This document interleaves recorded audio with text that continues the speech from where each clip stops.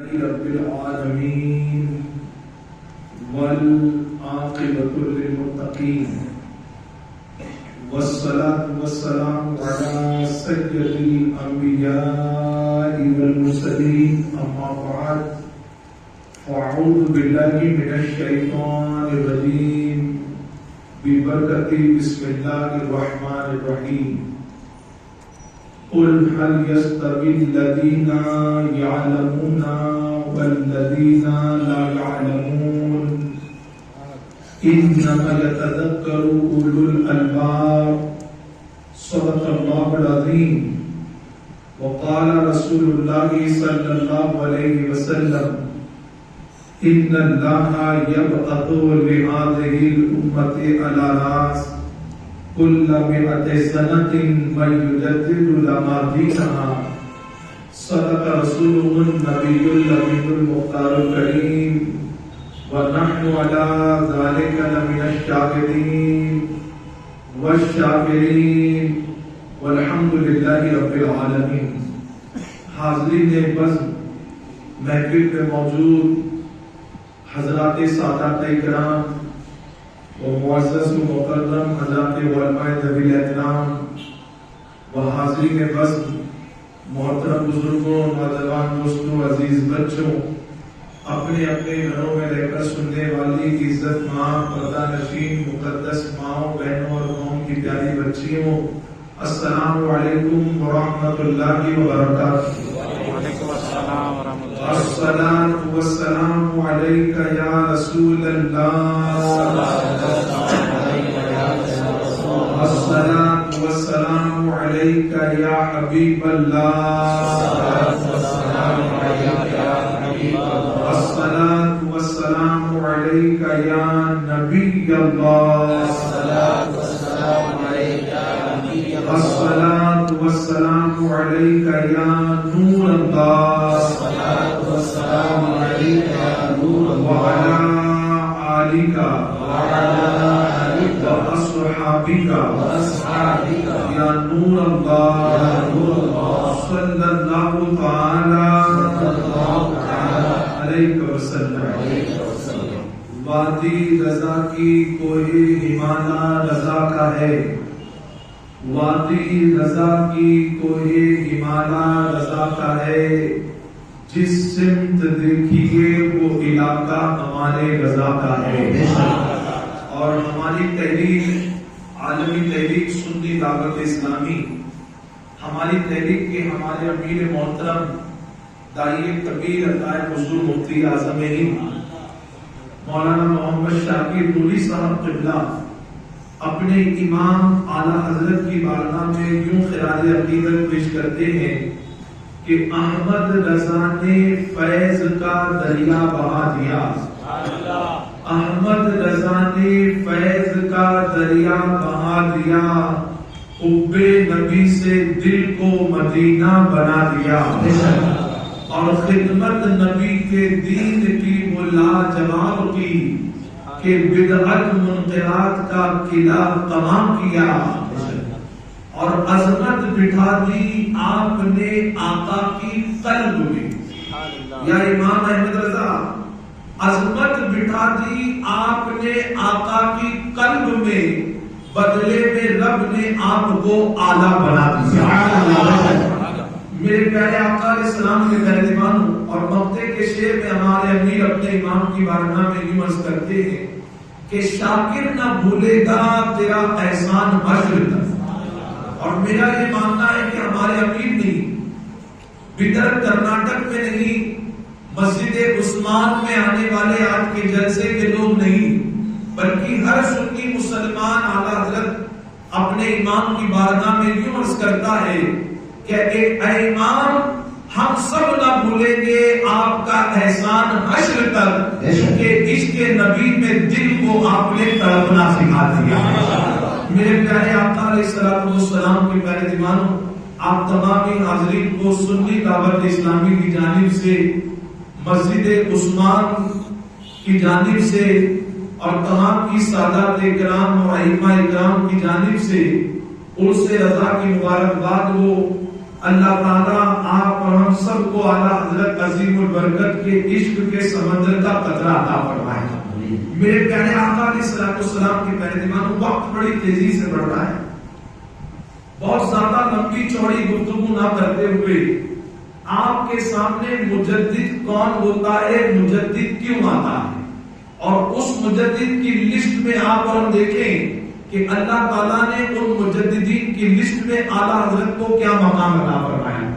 ابو داؤد شریف کی حدیث ہے، حضرت ابو ہریرہ رضی اللہ تعالیٰ عنہ روایت کرتے اور محدثین فرماتے ہیں یہ حدیث صحیح اور حدیث مشہور ہے، یعنی سیاست کی وہ مشہور کتاب جس کو آپ ہم ابو داؤد شریف کے نام سے یاد کرتے ہیں، اس کتاب میں اور دوسری دیگر کتب احادیث میں اس کو لکھا گیا کہ اللہ کے حبیب صلی اللہ علیہ وسلم نے فرمایا ان اللہ یبعث لہذه الامت الاراس کل مئۃ سنۃ من یجدد لها دینہا، کہ میرے آقا نے فرمایا کہ بے شک اللہ میری امت میں ہر صدی میں ایک مجدد کو پیدا فرمائے۔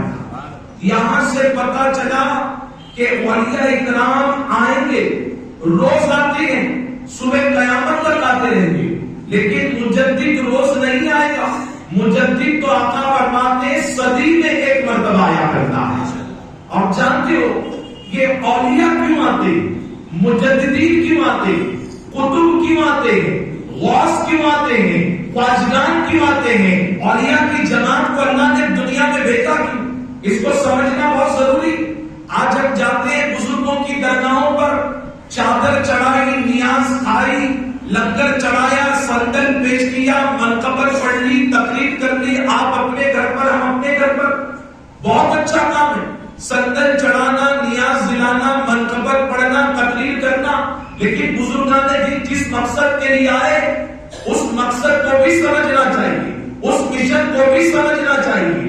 جانتے ہیں کہ جب جب دنیا کے انسان صراط المستقیم سیدھے راہ سے بھٹکتے تھے تو اللہ تعالیٰ اپنے ان بندوں کی ہدایت کے لیے، ان کو سیدھا راستہ بتانے کے لیے اللہ تعالیٰ نے بے شمار انبیاء اکرام علیہ السلام کو دنیا میں بھیجا۔ لیکن جب آپ کے ہمارے پیارے نبی، اللہ کے پیارے رسول صلی اللہ تعالیٰ علیہ وسلم اس زمین پر فرش گیتی پر تشریف لاتے ہیں، آپ کا آنا تھا، اللہ نے نبوت کے دروازے کو بند کر دیا، اب دنیا میں کوئی نبی نہیں آنے والا ہے، آتے ہی آقا نے نبوت کا، آقا کی آتے ہی نبوت کا دروازہ بند کر دیا گیا، اب اللہ کے رسول کے بعد کوئی نبی نہیں آئے گا۔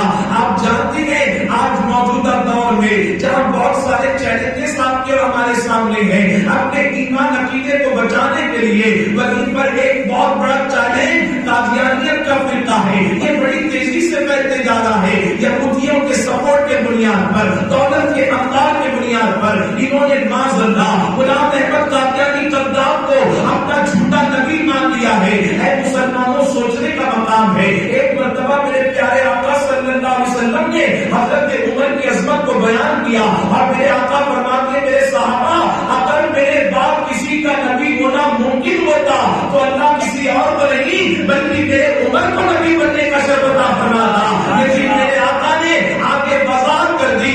آقا فرماتے ہیں لا نبی و انا بعدین، اللہ کے نبی کے بعد اب کوئی نبی آنے والا نہیں ہے۔ ارے جب حضرت عمر فاروق کیسے نبی نہیں بن سکتے ہیں تو کوئی جاہل غلام احمد قادیانی جیسا کیسے نبی بن سکتا؟ نبوت کا دروازہ بند کر دیا۔ اے اللہ، تم نے نبوت کا دروازہ بند کر دیا، لیکن تم نے نبیوں کو بھیجا اس لیے تھا کہ وہ آگے بھٹکے ہوئے لوگوں کو سیدھی راہ بتائیں۔ اے اللہ، تیرے نبی کے آنے کے بعد کیا لوگ سیدھی راہ سے نہیں بھٹکیں گے؟ کیا لوگ برائی کے راستے پر نہیں جائیں گے؟ اور اگر آج ہم 1444 ہجری 2022 کے دور کو دیکھتے ہیں تو دنیا کا انسان کتنا بھٹک چکا ہے۔ اللہ اکبر، وہ کون سا گناہ ہے اس وقت وہ زمین پر نہیں ہو رہا ہے؟ آپ اندازہ لگائیں، نشے کی بات کریں تو ہندوستان کے کئی علاقے ایسے ہیں جوانوں نے اپنی جوانی کو نشے کے نظر کر دیا ہے۔ ایک طرف جو ہے ڈرگس کا نشہ ہے، شراب کا نشہ ہے، دوسری طرف انٹرنیٹ کا نشہ ہے، زنا کا بازار دیکھے گرم ہے، جوئے کے اڈے دیکھے گرم ہے، ہر طرف گناہ کی گناہ نظر آتا ہے، چاہے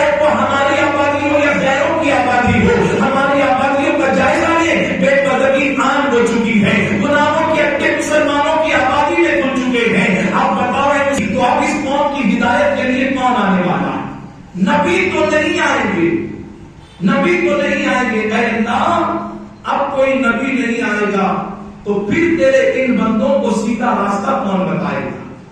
تو رب کی رحمت جواب دیتی ہے میرے بندوں نبوت کا دروازہ تمہارے اللہ نے بند کر دیا، لیکن تمہاری ہدایت کے لیے اللہ نے ولایت کے دروازے کو صبح قیامت تک کے لیے کھول دیا ہے۔ جو کام پہلے نبی کیا کرتے تھے اب میرے حبیب کے امت کے ولی اور علماء وہ کام کو کریں گے، اور انہی ولیوں کی جماعت میں جہاں بہت سارے بزرگان دین آئے ہیں انہی ولیوں کی جماعت میں اللہ ایک صدی میں مجدد کو بھیج دیا کرتا ہے۔ صدی میں مجدد آتے ہیں اور مجدد 100 سال میں آتے ہیں۔ محققین فرماتے ہیں کبھی کبھی ایسا بھی ہوتا ہے کہ ایک صدی میں ایک سے زیادہ مجدد آتے ہیں، اور اگر آپ تاریخ کی کتابوں کو پڑھیں تو آپ کو پتا چلے گا کہ تاریخ میں سب سے پہلے مجدد حضرت عمر بن عبدالعزیز رضی اللہ تعالیٰ، جن کو عمر ثانی بھی کہا گیا۔ آپ سمجھیں مجدد کس گلشن کا پھول ہوتا ہے، مجدد کی ڈیوٹی کیا ہوتی ہے، مجدد کرنے کے لیے کیا آتا ہے؟ سب سے پہلے مجدد حضرت عمر بن عبدالعزیز، اور 13ویں صدی کے مجدد شاہ ولی اللہ محدث دہلوی رحمۃ اللہ تعالی علیہ، 14ویں صدی کے مجدد اعلیٰ حضرت عظیم البرکت، اسی لسٹ میں محمد بن ادریس امام شافعی نظر آتے ہیں، جلال الدین سیوطی نظر آتے ہیں، دوسرے بزرگان دین نظر آتے ہیں، لیکن مجدد جس گلشن میں وہ پھول کھلتا ہے وہ گلشن ہوتا کیسے، اس کو سمجھنا ضروری ہے۔ حضرت عمر فاروق رضی اللہ تعالیٰ عنہ کا دور ہے، آپ کی خلافت کا دور، اور آپ کی عادت کریمہ تھی کہ جب دنیا بستر پر آرام کرنے جاتی تھی تب حضرت عمر فاروق رضی اللہ تعالیٰ عنہ اپنی آبادی کا سروے پیٹرولنگ کرنے کے لیے جاتے تھے۔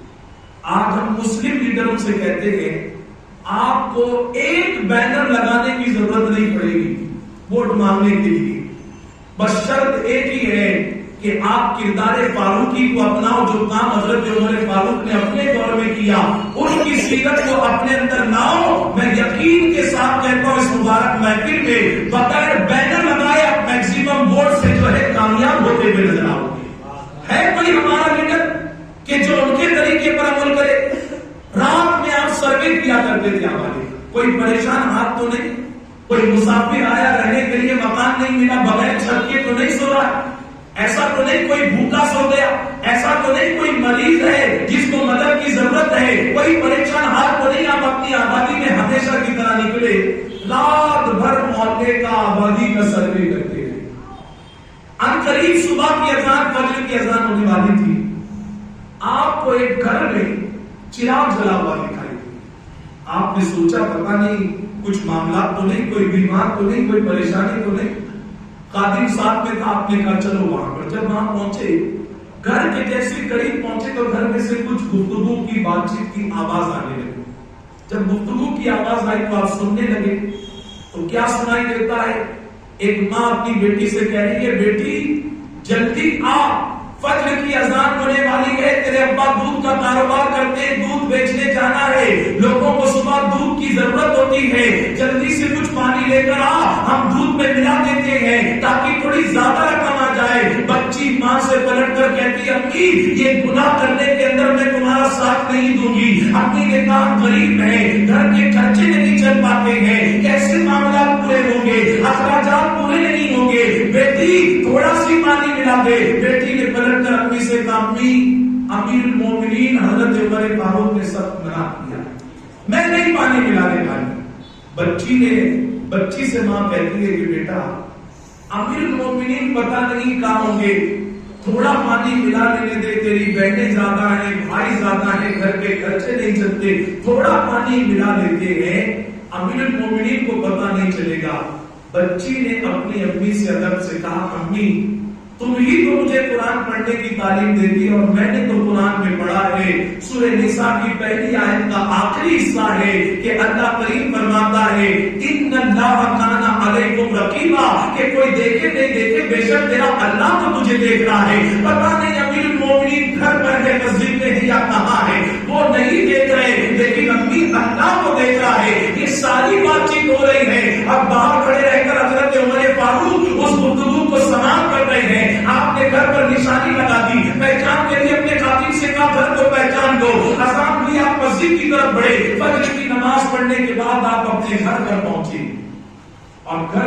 کے بعد اپنے جوان بچوں کو بلایا اور کہا بیٹا اگر تم لوگ مجھے اجازت دو تو میں تمہارے نکاح کے لیے ایک اچھا رشتہ دیکھ کر آیا. بچوں نے بڑے ادب سے کہا حضور آپ ہمارے والد ہیں, آپ کو پوری اتھارٹی, آپ جس سے چاہے ہمارا نکاح کر دیں. آج کے بچے اتنے اچھے ہو گئے کہ اپنی ابا کو تکلیف بھی نہیں دیتے, اسکول میں ہی پسند کر لیتے, کالج میں ہی پسند کر لیتے. یہ حال ہو گیا ہماری قوم کے بچوں کا. اور وہاں کیا تھا, اور جب بچے اپنی پسند سے لے کر آتے ہیں, کیونکہ بچے فدا ہوتے ہیں تو حسن پر, چہرے پر, فگر پر, فیشن پر, تو رزلٹ یہ نکلتا ہے کہ جب وہ پسند کرتے ہیں تو رشتے ٹک نہیں پاتے ہیں. اور جب تک بچے اپنے دادا دادی کے کہنے پر, اپنی ابا کے کہنے پر, امام صاحب کے کہنے پر, پیر صاحب کے کہنے پر, گھر کے بڑوں کے کہنے پر رشتہ کرتے تھے تو رشتے بہت زندگی کی آخری سانس تک ملتے ہوئے نظر آتے تھے. بچوں نے کہا ابا آپ کو پوری اجازت ہے, آپ جس سے چاہے رشتہ کر سکتے ہیں. فرمایا گیا حضرت عمر فاروق نے اس گھر میں اپنے بیٹے کے لیے پیغام بھیجا, انہوں نے بھی رشتے کو قبول کر لیا اور رشتہ ہو گیا. محققین لکھتے ہیں تاریخ کی روشنی میں کہ یہ جو رشتہ ہوا تھا اسی نسل کے اندر اللہ تعالیٰ نے حضرت عمر بن عبد العزیز کو پیدا فرمایا. جب ماں ایسی متقیہ ہوتی ہے پھر ان کی کوکھ سے مجدد پیدا ہوتی ہے. آج ہمارے بچے کیوں کان میں بالی پہننے والے, کیوں ہماری بچیاں برقع پہن کر دوسروں کے ساتھ بھاگنے کے لیے, ایمان کا سودا کرنے کے لیے تیار ہو جاتی ہیں؟ دراصل وہ جو زمین ہوتی ہے نا, جس زمین سے وہ فصل نکلتی ہے, وہ زمین بڑی پاک ہونا چاہیے. پہلے مجدد آتے ہیں اور ایسا کام کر کر یہ مجددین کا سلسلہ چلتا ہے. اور مجدد کون ہوتا ہے, اس کی ڈیوٹی کیا ہوتی ہے؟ تو مجدد دین کے اندر تجدید کرتا ہے, صحیح چہرہ, گرد و غبار, فتنے, ساری بدعتوں کو وہ صاف کرتا ہے اور لوگوں کے سامنے دین کا صحیح چہرہ پیش کرتا ہے. اور ہمارا ملک وہ ملک ہے کہ اللہ نے اس ملک میں ایک نہیں کئی مجددین کو بھیجا ہے. آپ دیکھیں 1000 صدی کے مجدد, اور اللہ کا شکر ہے کہ یہ دونوں مجددین اعلیٰ حضرت عظیم البرکت ہو یا مجدد الفسانی رحمۃ اللہ علیہ, ان دونوں کا عرس بھی ایک مہینے میں آتا ہے, ان دونوں کی ولادت بھی ایک مہینے میں آتی ہے.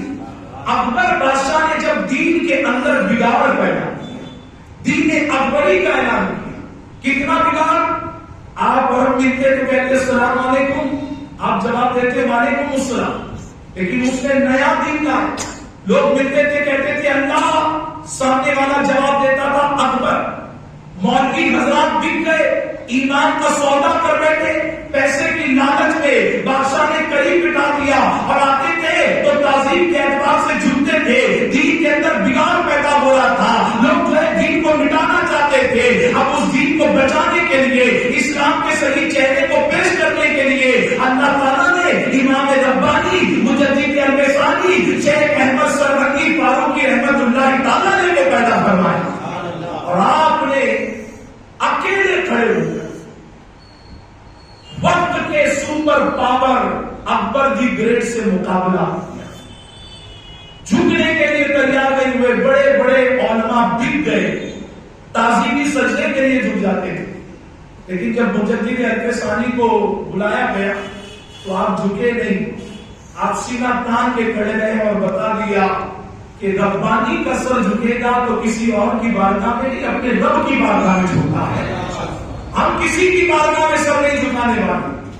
اکبر بادشاہ نے ایک چال چلی کہ دروازے کو چھوٹا کر دیا کہ اب بلاؤ تو آئیں گے تو مجبوری میں جھکنا پڑے گا, لیکن امام ربانی نے بتا دیا پیشانی پہلے سب جگہ جھکا کرتی تھی, لیکن جب سے نبی نے خدا کی بارگاہ میں جھکنے کا شعور عطا کر دیا, اب جو پیشانی خدا کی بارگاہ میں جھکتی ہے پھر اللہ اس پیشانی کو کہیں اور جھکنے کا موقع ہی نہیں عطا فرماتا.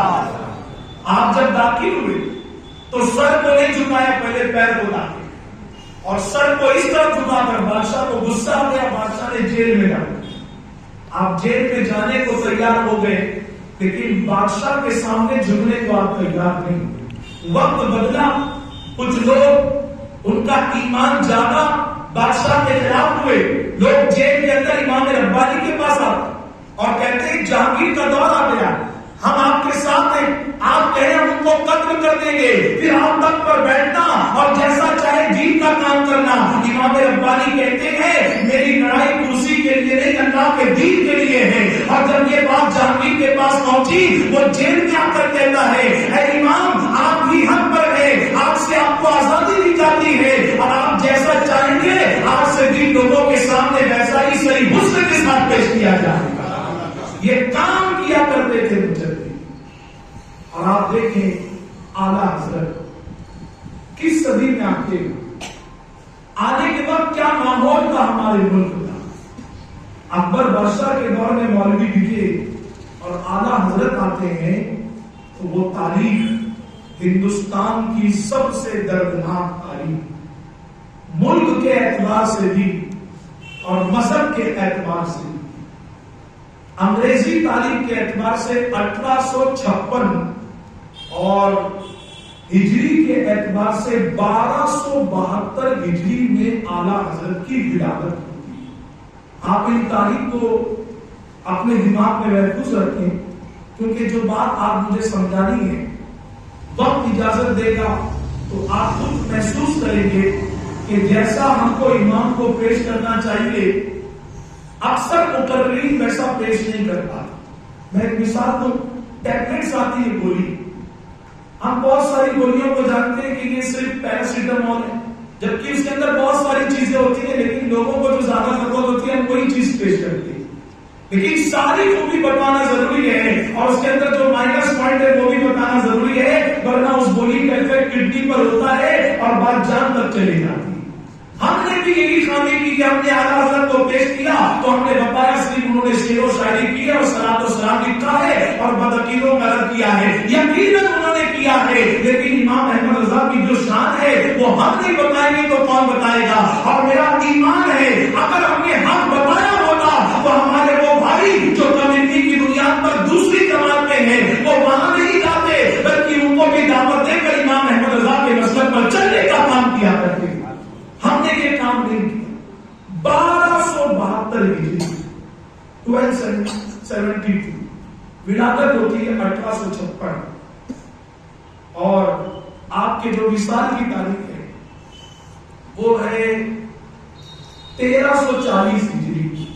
اگر آپ 1340 میں سے 1272 کو مائنس کریں تو جو ڈیجٹ ملے گا وہ ہوگا 68۔ کیا ہوگا بولیے؟ 68۔ اور اگر آپ انگلش کے اعتبار سے دیکھیں عیسوی تاریخ کے اعتبار سے تو 1856 اور 1921۔ اب آپ 1921 میں سے 1856 نکالیں گے تو آپ کو ڈیجٹ ملے گا 65، یعنی انگریزی کے اعتبار سے آپ کی زندگی 65 سال کی اور اسلامک ہجری کے اعتبار سے آپ کی زندگی 68 سال۔ اسی 68 سال میں بچپنا ہے، جوانی ہے، ضعیفی ہے، شادی شدہ زندگی ہے، ازدواجی، حج کے 2 سفر بھی ہیں، اور اگر آپ لاجیکلی دیکھیں تو 68 سال کی زندگی میں تو 34 سال تو رات ہی ہو گئی۔ اب ان ساری زندگی کو آپ سامنے رکھیں اور اعلیٰ حضرت کے کارنامے کو رکھیں، کیونکہ مجدد کا جو کام ہوتا ہے وہ صرف تقریر کرنے کے لیے نہیں آتا، وہ لوگوں کو تقریر کر کر صرف دین کی طرف نہیں بلاتا، اس کا اصل کام ہوتا ہے دین کے اندر جو بگاڑ ہے اس کو مٹانا، گرد غبار کو صاف کرنا، فتنوں کا سردے باب کرنا، اور دین کا جو صحیح چہرہ ہے وہ پوری دنیا کے سامنے مجدد پیش کیا ہوتا۔ یہ مجدد کا سب سے بڑا کام ہوتا ہے۔ اب اعلیٰ حضرت جب جس دور میں آتے ہیں وہ دور 1272 ہجری اور انگریزی کے اعتبار سے 1856۔ یہ 1856 جس کو انگریزوں نے غدر کا نام دیا، اتنا دردناک ماحول ہمارے ملک کا ہو گیا تھا کہ انگریز اس ملک پر قبضہ کرنا چاہتا تھا۔ اور آپ نے ابھی 75ویں آزادی والے دن سنا ہوگا، جب آزادی کے 75 سال پورے ہوئے کہ اس ملک کو انگریزوں سے چھڑانے کے لیے بے شمار علماء نے اپنی جان کا نذرانہ پیش کیا. بادشاہوں کے اندر حضرت ٹیپو سلطان سب سے پہلے انگریزوں کے سامنے آتے ہیں, شہادت کا جام پیتے ہیں. علامہ فضل حق خیرآبادی چشتی رحمۃ اللہ تعالی علیہ کالا پانی کی سزا کو قبول کرتے ہیں. انگریزوں نے اس ملک پر قبضہ کرنے کے لیے ایک بہت بڑی پالیسی چلی, اور وہ پالیسی تھی ڈیوائڈ اینڈ رول, توڑو اور حکومت کرو. انہوں نے مسلم غیر مسلم کو توڑنے کی بہت کوشش کی, لیکن مسلم غیر مسلم آپس میں بہت محبت کرتے ہیں. یہ تو آج کے چند لوگ ہیں جو فساد کی, فتنے کی بات کرتے ہیں, ورنہ اپنے غیر مسلم بھائیوں سے کہتے ہیں ہماری تقریر مت سنو, جا کر اس دور کی کتابیں پڑھو کہ گاندھی جی کے رائٹ ہینڈ کون تھے, تو ملے گا کہ انصاری صاحب تھے. رانی لکشمی بائی کے مین کمانڈر کون تھے, تو ملے گا غلام غوث صاحب تھے. جہاں پر اشفاق اللہ خان تھے, رام پرساد بسمل تھے. آپ اگر پڑھتے جاؤ گے تو پتا چلے گا ہزاروں علماء نے اور لاکھوں مسلمانوں نے اس ملک کو آزاد کرانے کے لیے اپنی جان کا نذرانہ پیش کیا ہوا ہے. انگریزوں نے مسلمانوں کو غیر مسلموں کو آپس میں لڑانے کی کوشش کی بات نہیں بنی, تو پالیسی لائی ڈیوائڈ اینڈ رول.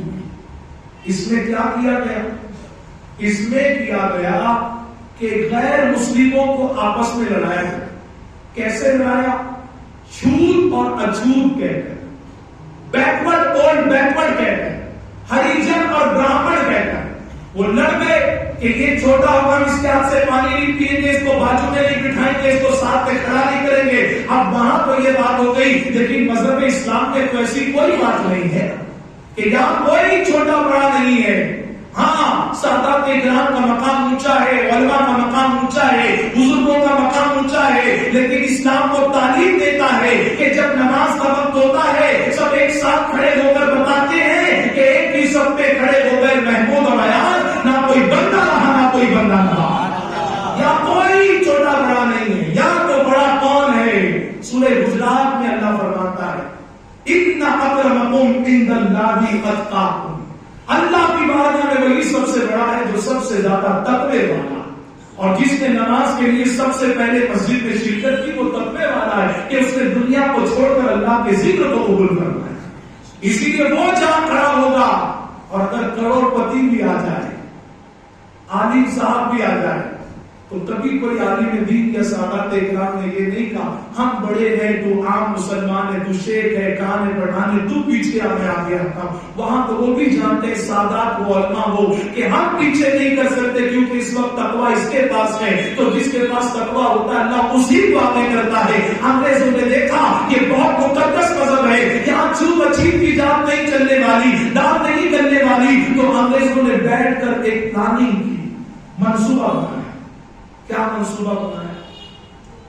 ان لوگوں نے پلاننگ کی کہ یہ ہندوستان کا مسلمان جان سے زیادہ اپنے نبی سے محبت کرتا ہے. جب دیکھو جب چلتے پھرتے اٹھتے بیٹھتے نبی پر درود پڑتا ہے. عید میلاد شریف اپنا برتھ ڈے نہیں مناتا, لیکن اپنے نبی کا برتھ ڈے مناتا ہے. جان سے زیادہ نبی سے محبت کرتا ہے. نام سنتا ہے تو انگوٹھا آنکھوں سے لگا کر چوم لیتا ہے. انہوں نے دیکھا یہ محبت بڑی کرتا ہے نبی سے, یہ محبت بڑی کرتا ہے غریب نواز سے, یہ محبت بڑی کرتا ہے بزرگان دین سے. اب انگریزوں نے ایک پالیسی چلی, اکبر نے بھی مولویوں کو خریدا تھا, چلو ہم بھی کچھ مولویوں کو خریدتے ہیں. دولت کے بلبوتے پر مولویوں سے ان کے ایمان کا سودا کرا لیا گیا, اور پھر ان مولویوں سے کبھی منبر پر چڑھا کر خطبہ دلوایا گیا, کتابیں لکھوا دی گئی. اور جانتے اس کتاب میں کیا لکھوا دیا گیا؟ اس کتاب میں صلاۃ و سلام کے تعلق سے لکھایا جا رہا ہے, نبی کی شان کو معاذ اللہ گھٹانے کے لیے لکھا جا رہا ہے. اور جانتے ہو وہ بزرگان دین کی شان میں بے ادبی کی جا رہی ہے, درگاہ پر جا کر مانگنے کو شرک ٹھہرایا جا رہا ہے. ہر جو کام سنت کے اعتبار سے ہوتا تھا اسے بدعت قرار دیا جا رہا ہے. اب ہندوستان کا مسلمان پریشان ہو گیا. اے اللہ, کل تک جو سلام پڑھنے کہتا تھا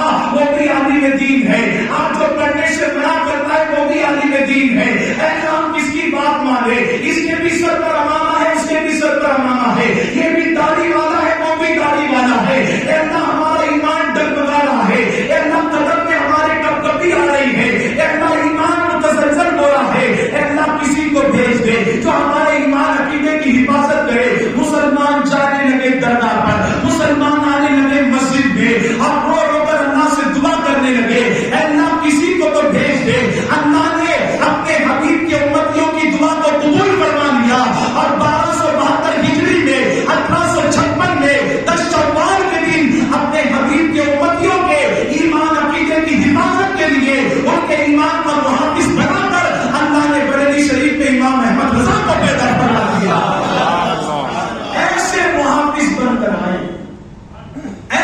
حافظ بن کر آئے کہ لوگ کہہ رہے تھے سلام پڑھنا غلط ہے، تو امام نے کیسے جواب دیا؟ اور میں بھی کہتا ہوں، ہم کہتے ہیں وہ جماعت والے ویسے وہ یہ سب بولنا بند کرو، میرے بھائی کام کرنا شروع کرو، کام کرنا شروع کرو۔ ایک بہت بڑا بادشاہ تھا، وہ اپنے وزیر کو بہت تعریف کرتا تھا، جلنے والے جل گئے اور کہنے لگے بادشاہ صاحب کیا ہمیشہ اسی کی تعریف کرتے ہیں، ہم لوگ نہیں ہیں کیا؟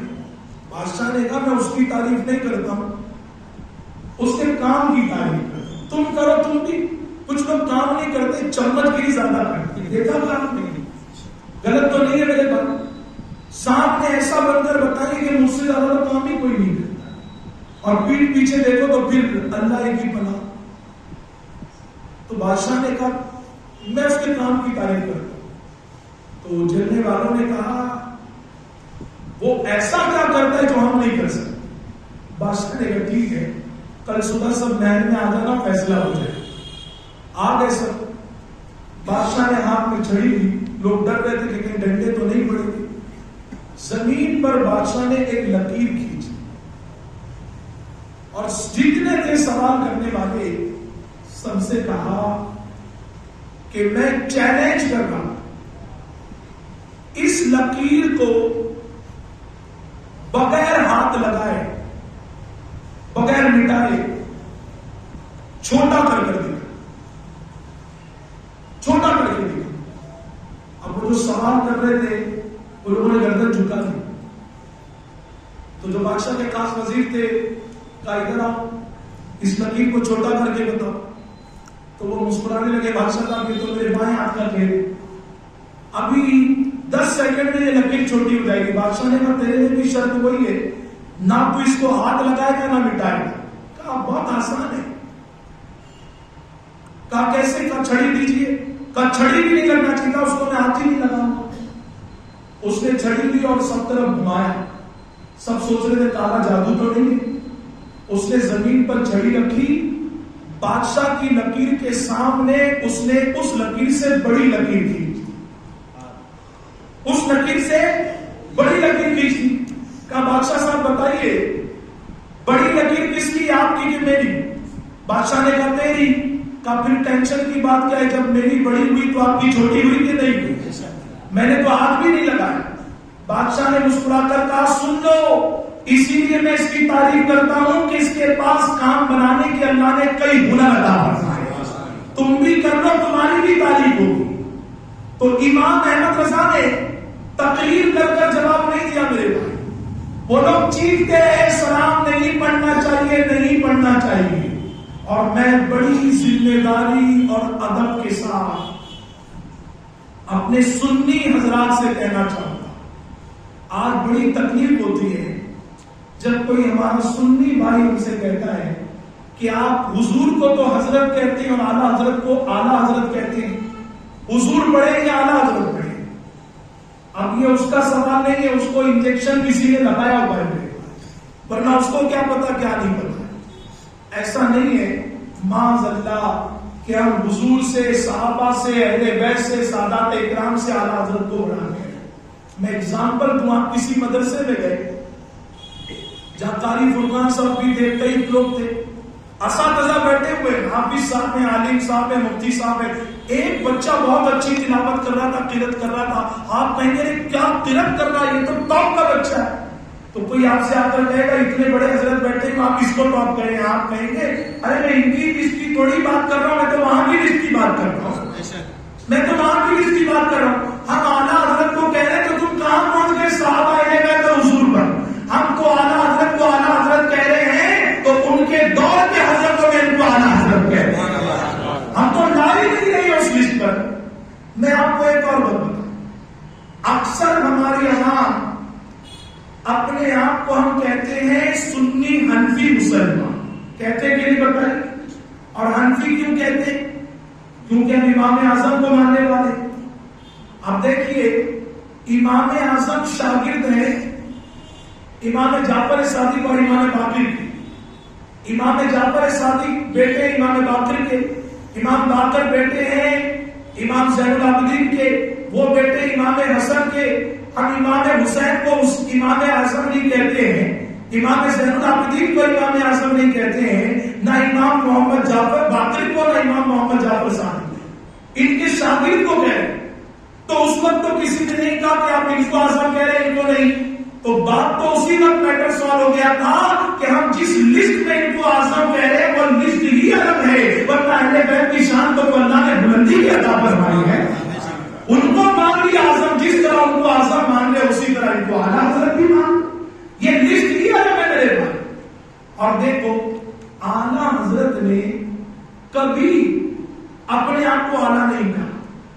جس دور میں مولویوں نے ایمان کا سودا کر دیا اور حضور کے بارے میں لکھ دیا معاذ اللہ یہ معمولی بشر ہے، نہ ان کو پیٹ پیچھے کی خبر، نہ یہ اپنی بچی کے لیے کچھ کرا سکتے ہیں، تو پھر امام احمد رضا کا قلم اٹھ کر کہتا ہے تم جن کو معمولی کہتے ہو، احمد رضا کہے گا سب سے اعلیٰ وہ اعلیٰ ہمارا نبی، سب سے بالا وہ بالا ہمارا نبی، اور سارے اونچوں سے اونچا سمجھیے جسے اونچے سے بھی اونچا ہمارا نبی۔ نعرہ تکبیر، نعرہ رسالت، عشق و محبت، عشق و محبت، اعلیٰ حضرت، اعلیٰ حضرت۔ انہوں نے حضور کو اعلیٰ کہا تو میرے نبی نے بتا دیا احمد رضا جب لوگ مجھے معاذ اللہ معمولی بشر کہہ رہے ہیں، ان حضرتوں کے اندر ایک تنہا تو تھا جس نے مجھے اعلیٰ کہا ہے، اب میرا اللہ بھی ان حضرتوں میں تجھے حضرت نہیں رکھے گا،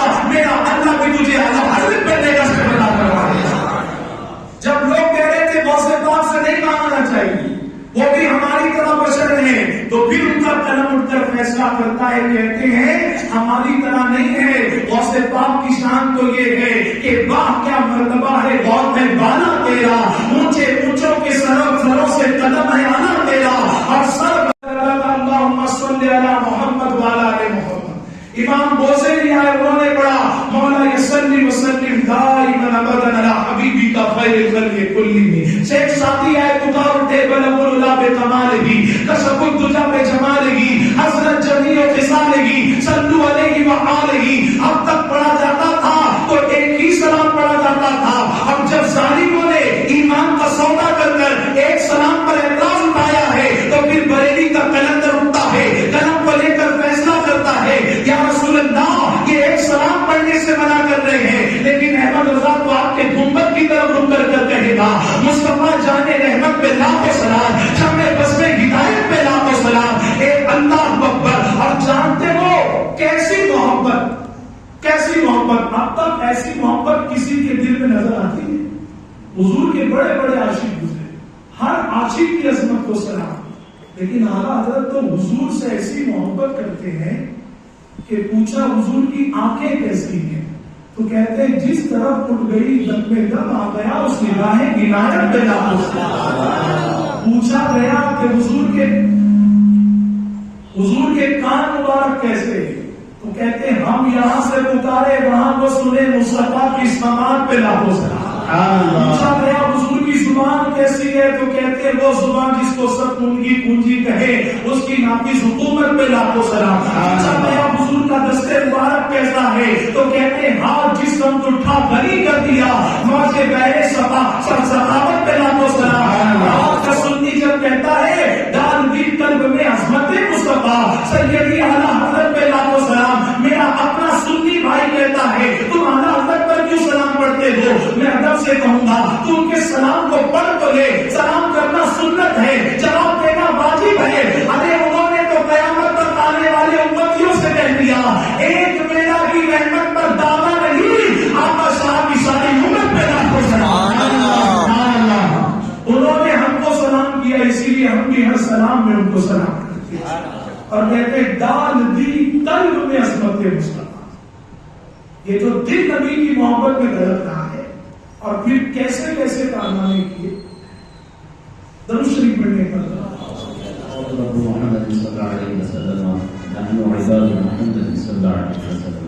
جس دور میں آیا سبھی مجددین کی عظمت کو سلام، لیکن اللہ نے آپ کو وقت کا مجدد اعظم بنایا، اسی لیے خوبیاں بھی ایسی عطا کی تھی اللہ نے کہ اگر نعت شریف لکھنے آتے ہیں تو ایسے نعت گو ہے کہ پوری ہدایت کی بخشش لکھ دیں گے، اور فقہ کے تعلق سے آتے ہیں تو ایسے مفتی ہے کہ آج علماء نے جمع کیا تو 30-32 جلدوں کی وہ فتوی رضویہ شریف بن جاتی ہے۔ آپ ایسے مصنف ہیں کہ لکھنے پر آتے تو کنز الایمان شریف کا ترجمہ لکھ دیتے ہیں۔ آپ کو اللہ نے جہاں بہت ساری خوبیاں عطا فرمائی تھی، لوگ کہتے ہیں ان کی کرامت بتاؤ، تو ہم کہتے ہیں جو کرامت اللہ نے غوث پاک کے قدموں کو عطا کی تھی، جو کرامت اللہ نے غریب نواز کی کھڑاؤ کو عطا کی تھی، وہی انہیں کو کرامتوں کا صدقہ اللہ تعالیٰ نے اعلیٰ حضرت کے قلم میں عطا فرما دیا۔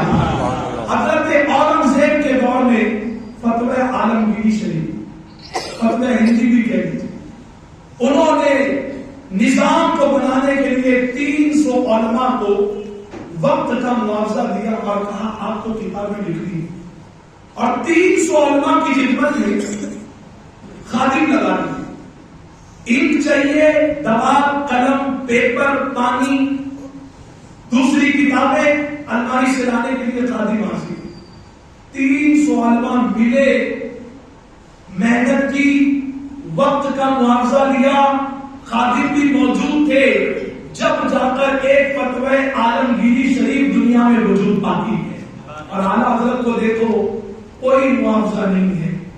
نام پارا کے نواب کہتے ہیں اتنا لکھ دو، اتنا لکھتے ہو میرے بھی بارے میں کچھ لکھ دو، تو کہتے ہیں احمد رضا پلا ہے تو تیرے ٹکڑوں پر نہیں، اپنے نبی کے ٹکڑوں پر پلا ہے، اس کو تیری تعریف نہیں کرنی، نبی کی تعریف کرنی ہے۔ اور پھر ایسا لکھا جو کام 300 علماء مل کر نہیں کر پاتے تھے، اکیلے اللہ نے احمد رضا خان کو وہ کرنے کا مقام عطا فرما دیا۔ ایسا لکھتے میں دعوت فکر دیتا ہوں۔ آج ہماری اس بست میں کوئی ایسا بھائی آیا ہے جو کہتا ہے وہ بھی صحیح ہے، یہ بھی صحیح ہے، ان لوگوں کو غلط مت بولو، ٹھیک ہے یہ تمہاری فکر ہے، ہم تو غلط کو غلط اور صحیح کو صحیح بولے، غلط کو غلط، صحیح کو صحیح، حلال کو حلال اور حرام کو حرام بولا جائے گا، ملایا نہیں جا سکتا۔ لیکن ہم آپ سے کہتے ہیں اعلیٰ حضرت کے دور میں ایک غیر مسلم نے کتاب لکھی، کیا لکھا؟ مسلمانوں کا خدا معاذ اللہ لکھا دھوکے باز، اور نیچے کیا کیا اس نے؟ فلاں مولوی صاحب جو انگریزوں کے ایجنٹ تھے ان کا لکھا ہوا ترجمہ کر دیا اور آیت لکھی وَيَمْكُرُونَ وَيَمْكُرُ اللَّهُ وَاللَّهُ خَيْرُ الْمَاكِرِينَ، کہ وہ اپنا فریب کرتے تھے اور اللہ معاذ اللہ انہوں نے لکھا اپنا فریب کرتا۔ آپ جا کے پڑھو تو صحیح قرآن، اور پھر اعلیٰ حضرت کو پڑھو، اور پھر اپنے ایمان والے دل سے پوچھو کہ تجھے کس کا ترجمہ صحیح نظر آتا ہے۔ وہ اپنی طرف سے نہیں لکھ رہا ہے، اس نے کہا کہ فلاں مولوی صاحب نے قرآن شریف کا ترجمہ کیا، لوگ آیت کو تو نہیں بدل سکتے کیونکہ اللہ کا فرمان ہے اِنَّا نَحْنُ نَزَّلْنَا الذِّكْرَ وَإِنَّا لَهُ لَحَافِظُونَ، اللہ نے نازل کیا ہے قرآن کو اور اس کا محافظ اللہ ہے، اس نے اپنے فضل و کرم پر لکھ دیا، لیکن ترجمے کو لوگوں نے بدل دیا۔ اور میں آپ سے بڑے ادب سے عرض کرتا ہوں کہ آپ پورے قرآن شریف کو سمجھنا چاہتے ہیں کہ کیسا ترجمہ اعلیٰ حضرت نے کیا ہوگا، تو کبھی کبھی کیا ہوتا ہے کہ ہم پوری مٹھائی کھا کر نہیں، تھوڑا سی ٹیسٹ کرتے تو پتہ چل جاتا ہے کہ ہاں مٹھائی سے یہ 1 کلو کے ہوتا ہے کہ نہیں۔ آپ پورے قرآن شریف کا ترجمہ اللہ توفیق دے کنز الایمان ضرور پڑھنا، لیکن پہلے بسم اللہ شریف کا ترجمہ دے۔ ایک صاحب نے ترجمہ کیا شروع کرتا ہوں اللہ کے نام سے جو نہایت مہربان رحم والا۔ دوسرے صاحب نے ترجمہ کیا شروع کرتا ہوں اللہ کے نام سے۔ اب اگر آپ اپنی بیوی بہن امی کو دے کر کے دو گے کہ پڑھو تو وہاں لکھا ہوا شروع کرتا ہوں، امی پڑھ پائے گی کرتا ہوں، امی کہتی تو ہی پڑھی تو غلط ہے کیونکہ میں کرتا کہہ نہیں سکتی کرتی، اور بسم اللہ شریف پڑھے تو اس میں لفظ کرتا ہے ہی نہیں، تو کسی نے لکھا شروع کرتا ہوں، کسی نے لکھا شروع اللہ کے نام سے۔ لیکن جب اعلیٰ حضرت کنز الایمان شریف کا ترجمہ کرتے ہیں، قلم اٹھاتے ہیں تو قلم سے گفتگو کرتے ہیں، اے قلم اب تو قرآن کا ترجمہ شروع کر رہا ہے تو تو شروع کرنا، تو شروع سے مت شروع کرنا، اے احمد رضا کیونکہ اس شروع کو بھی اللہ نے شروع کیا ہے، یہ شروع نہیں ہوا تھا، اس وقت سے اللہ ہے۔ اسی لیے جب اعلیٰ حضرت شروع کرتے ہیں تو شروع سے شروع نہیں کرتے ہیں بلکہ لکھتے ہیں اللہ کے نام سے شروع، جو نہایت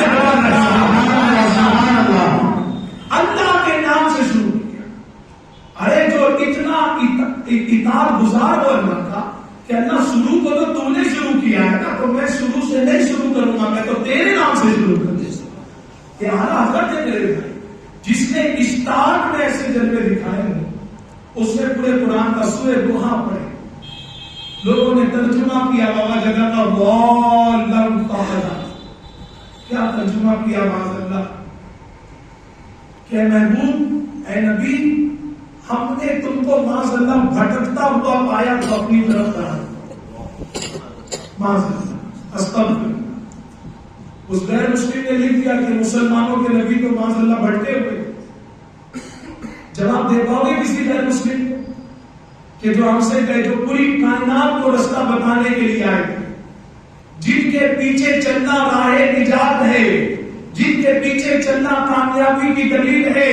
اور قرآن کہتا ہے قل ان کنتم تحبون اللہ فاتبعونی یحببکم اللہ. ایک صحابی جو ہے کبھی حضور کے آگے چلتے، کبھی دائیں چلتے، کبھی بائیں چلتے، کبھی پیچھے چلتے. دائیں بائیں میں پیچھے میں کوئی تکلیف نہیں کی. جب آگے بڑھے حضرت عمر فاروق نے ہاتھ پکڑ کر پیچھے لایا کہ تم نہیں جانتے کہ اللہ نے فرمایا اللہ اسی کو اپنا محبوب بناتا ہے جو نبی کی اتباع پیچھے چلتا ہے، اور تم آگے چل رہے ہو.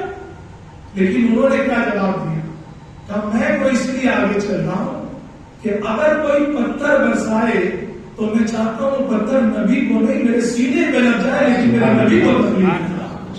یہ عاشقوں کی بات ہے. لیکن صحابہ یہ نہیں چاہتے تھے کہ کوئی حضور سے آگے بڑھے. تو جن کے پیچھے چلنا، اور حضور مفتی اعظم ہند کیا خوب فرماتے ہیں یا رسول اللہ آپ خدا کے ہیں ایسے محبوب کہ آپ کا ہر وہی محبوب خدا ہوگا. جس نے آپ کو اپنا محبوب بنا دیا اللہ اس کو اپنا محبوب بنا دیا. تو لکھا گیا کہ حضور معاذ اللہ ایسے تھے. اس غیر مسلم نے لکھا کہ میں نہیں کہہ رہا ہوں، یہ تمہارے کلمہ پڑھنے والوں نے کہا. لیکن جب اعلیٰ حضرت کا ترجمہ پڑھتے ہیں تو انہوں نے لکھا اے محبوب ہم نے تم کو اپنی محبت میں خود رفتہ پایا تو تم بولا سبحان اللہ. تم کیسے راستے سے ہٹ سکتے ہو؟ ارے جب تمہارے پیچھے چلے گا وہ اللہ تک پہنچنے والا ہے، تم کیسے؟ تو اعلیٰ حضرت نے مسلمانوں کی عزت بچائی ہے، اسلام کی عزت بچائی ہے، اور نبی کے ناموس کی حفاظت کی ہے. اور یہی وہ وجہ تھی کہ اللہ تعالیٰ نے آپ کے دنیا سے جانے کے بعد بھی آپ کو وہی مقام عطا کیا ہے جو مقام اللہ نے اپنے حبیب کے دوسرے عاشقوں کو عطا فرمایا.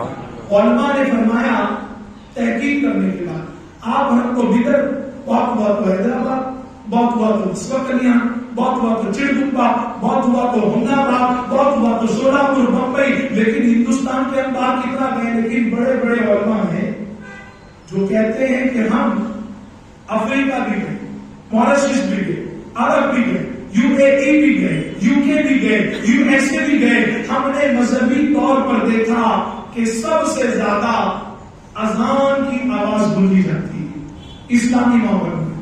اور اس اذان کی آواز کے بعد اگر پوری دنیا میں کچھ پڑھا جاتا ہے تو وہ مصطفیٰ جان رحمت کے لاکھوں سلام پڑھا جاتا ہے. کبھی افریقہ نہیں گئے، لیکن دیکھو حضور کے نام پر مر مٹے تو اللہ نے ان کا چرچا امریکہ میں بھی کروا دیا، ان کا چرچا پوری دنیا میں ہو رہا ہے.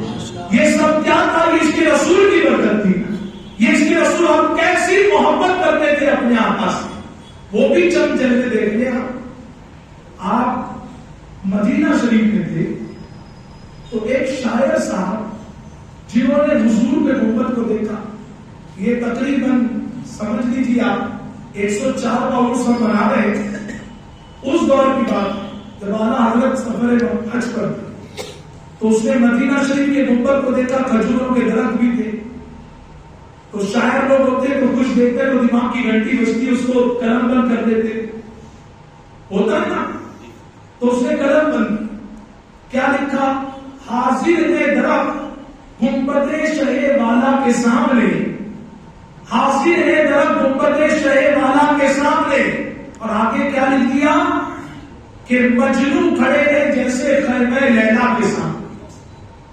اپنے ساتھ والوں کو بتایا، سب خوش ہو گئے، واہ واہ واہ واہ کیا شعر لکھا. اس کو کسی نے بتایا کہ اعلیٰ حضرت بھی یہاں موجود ہے. تو اس نے کہا چلو اعلیٰ حضرت کو بتا دیتے ہیں.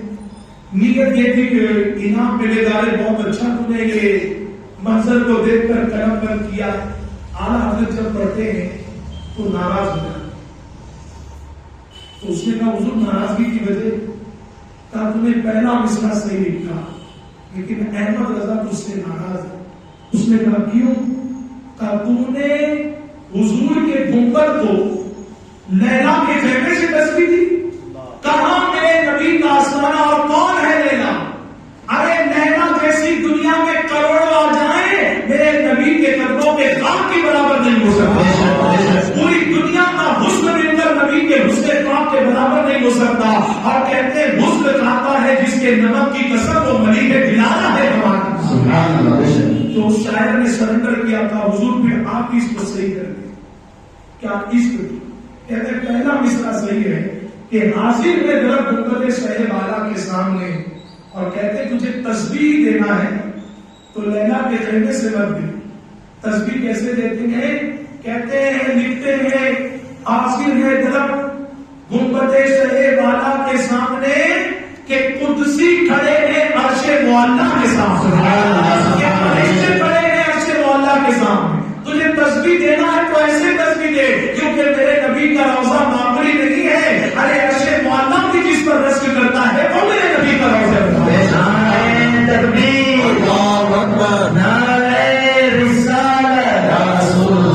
اور امام احمد رضا نے اپنے آقا کی امت کے ایمان عقیدے اعمال کی اصلاح کے لیے اپنے نبی کی امت کو 1300 سے زیادہ کتابوں کا تحفہ عطا فرمایا.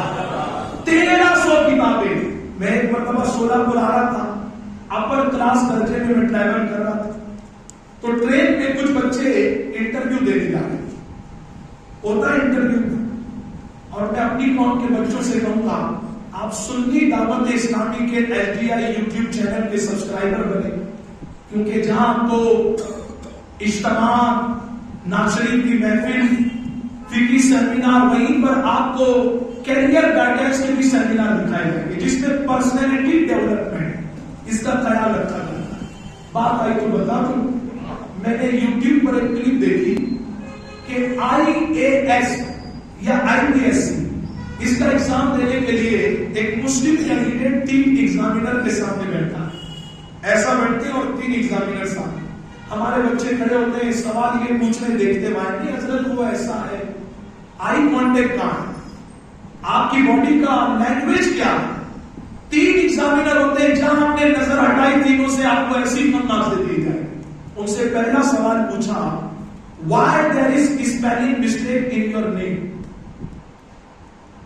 جو پڑھائی وہ کر کر آئے تھے ان کا کانفیڈنس 7ویں آسمان پر تھا. پہلے ہی سوال میں ایسا لگتا ہے ٹوٹ کے تحفظ سرا تک پہنچ گیا. پہلا سوال تمہارے نام میں اسپیلنگ مسٹیک تھی، اور اسپیلنگ مسٹیک تھی کیونکہ یہاں مسلمان ہے نا، ہم کو کچھ مطلب نہیں پڑھائی لکھائی سے. مجھے کبھی کبھی حیرت ہوتی ہے اے امام تم نے 1300 کتابیں لکھی ہیں اور کس دور میں لکھی ہیں؟ نہ بجلی ہے، الیکٹریسٹی ہے، نہ جو ہے بال پین جیل پین ہے. سیاہی کے اندر قلم کو ڈبا ڈبا کر لکھا جاتا تھا. اس قدیم وقت میں، اس مشقت والے وقت میں میرے امام نے اپنے آقا کی امت کو 1300 کتابوں کا تحفہ عطا فرمایا. اور آپ بدر کے مسلمانوں کو دیکھیں، ہماری جیب میں پین تک نہیں دیتے، پین تک. ہم بینک میں بھی جاتے ہیں چیک کلیئر کرانے تو اس کے بعد ذرا پین دے دو، ریلوے اسٹیشن پر گئے پین دے دو. میں وہ سولاپور کا واقعہ بتاؤں، میں سفر کر رہا تھا تو کچھ بچے جو ہے غیر مسلم تھے، وہ کوئز آپس میں انٹرویو میں کیا پوچھا جائے گا کیا نہیں، where is the biggest river in India, where is the biggest mountain in the world, ایسے وہ سوال جواب پوچھ رہے تھے. تو اسی میں ایک سوال آیا what is the full form of HDFC bank. تو وہ تھوڑا کنفیوز ہو گئے. تو اب میں ساتھ ہی میں بیٹھا تھا تو میں نے کہا if you allow me may I give the answer. تو لوگ دیکھ کے تو متاثر ہوئے کہ حضرت کا لباس ہے، کہا definitely sure you can give the answer. تو میں نے اس کا فل فارم بتایا اور وہ کافی متاثر ہو گئے کہ انٹرویو ہم دینے جا رہے ہیں اور سر تو یہاں پر بیٹھے ہوئے. پھر انہوں نے سوال پوچھا ایک دوسرے سے who is the biggest writer in India or in the world. سب سے بڑا رائٹر کون ہے جس نے سب سے زیادہ کتابیں لکھی؟ تو کسی نے کچھ نام لیا، کسی نے کچھ نام لیا. میں نے کہا I am extremely be very sorry. I am interrupting you, disturbing you. کہ آپ نے جو کتاب کھول رکھی ہے اس میں سے سوال پوچھنے جواب ہے. لکھنے والے نے لکھا، میں اس پر کوئی اعتراض نہیں کر رہا ہوں، لیکن آپ کی نالج کے لیے بتانا چاہ رہا ہوں کہ یہ جس نے بھی کتابیں لکھی ہے کتنی لکھی ہے؟ کا 1000 اور اباؤٹ. میں نے کہا آپ کو جان کر خوشی ہوگی کہ جینس ریکارڈ ہو، لنک کا ریکارڈ ہو، یہ سارے ریکارڈ اگر کسی نے توڑے ہیں تو الحمدللہ ایک سچے ہندوستانی نے جو یو پی اسٹیٹ کے بریلی شریف میں رہنے والا ہے، دنیا جس کو احمد امام احمد رضا خان کے نام سے یاد ہے، وہ شوق ہو گئے.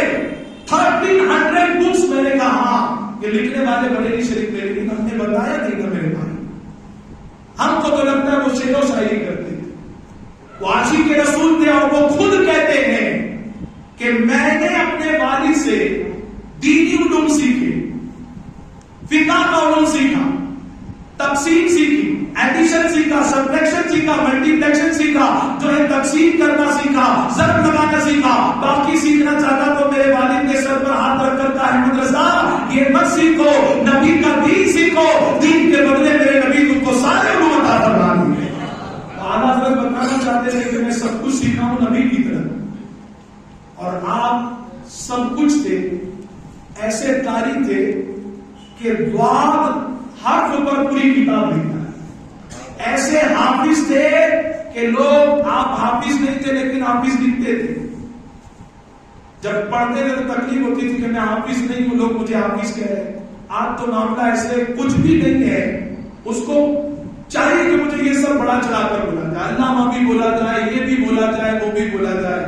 ہم کچھ بھی نہیں ہے میرے بھائی. اسی لیے مجھ سے کوئی پوچھتا ہے آپ ہمارے آپ کے نام کے ساتھ کیا لکھوں، تو میں نے کہا صرف مبلغ ہوں. حضور کے جب ہم القابات کو پڑھتے ہیں تو مبلغ نظر آتا ہے، اور اللہ کا ہر کبھی مبلغ ہے، ہر کبھی مبلغ ہے. ہم کو کوئی مبلغ کہتے ہیں اس لسٹ میں سب سے آخری نام ہم سوچیں کہ ہمارا آنا قبول ہے. باقی یہ حضرات ہیں جو علامہ بھی ہے، مفتی بھی ہے، محدث بھی ہے، شیخ الاسلام بھی ہے. ہم نہیں ہیں تو پھر ہم نہیں ہیں. اعلیٰ حضرت حافظ نہیں تھے اور لوگ لکھتے تھے اشعار، مفتی، محقق، محدث حافظ احمد رضا.